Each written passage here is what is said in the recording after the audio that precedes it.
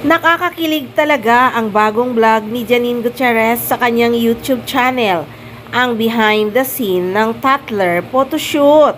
Grabing kilig talaga ang mga fans. Pero ganun pa man, may mga tao talagang hindi masaya pag masaya ang kapwa. Pati Ekonin na masaya ang pagmamahalan ay pinupuna na talaga nila. Sa usaping spoiled nga daw si Janine Gutierrez at sobra-sobra ang pagkikare ni Eko sa actress ay para hindi daw iwanan ni Janine ang aktor. Gagawin daw lahat ng aktor para hindi siya iwanan ni Janine. Hindi daw talaga bagay si Eko kay Janine. Malayong malayo daw ang qualities ni Eko sa actress at too old na daw si Jericho Rosales. Ay grabe, napakarami ngang nag-asawa sa showbiz na mas older ang guy. Mas masarap ngang mas older ang guy kasi nga spoiled ka talaga at mahal na mahal ka. Eh sino naman ang gusto nyo para kay Janine? Si Noted at yung I love everything about her? Diyos ko, eh hindi nga sila para sa isa't isa.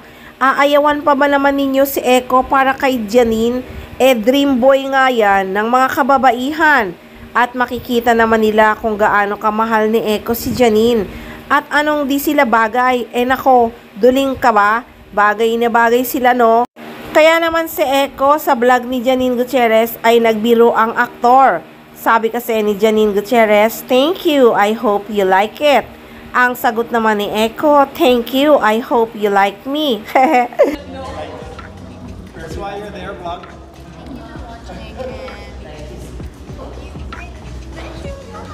Thank you for watching. Hope you like me. Although walang ibig sabihin kay Eko yon, eh kahit paano may laman yon para sa mga taong ayaw sa kanya para kay Janine Gutierrez. Maging masaya na lang tayo at sobrang in love sila sa isa't isa kung sila talagang tinadhana. Kaya sa mga nagsasabing di sila bagay ay ewan sayo, sobra-sobra silang bagay. Eh ano naman kung lahat gagawin ni Eko para hindi siya iwanan ni Janine Gutierrez? Natural lang yon dahil talagang love na love niya si Janine at mahal na mahal din siya ng actress. Nako, kainggit-inggit kasi talaga ang pagmamahalan ng Ekonin. Lalo na pag off-cam, grabe, sobrang sweet ng Ekonin. Yung mga staff na lang sa studio ang kinikilig sa kanila.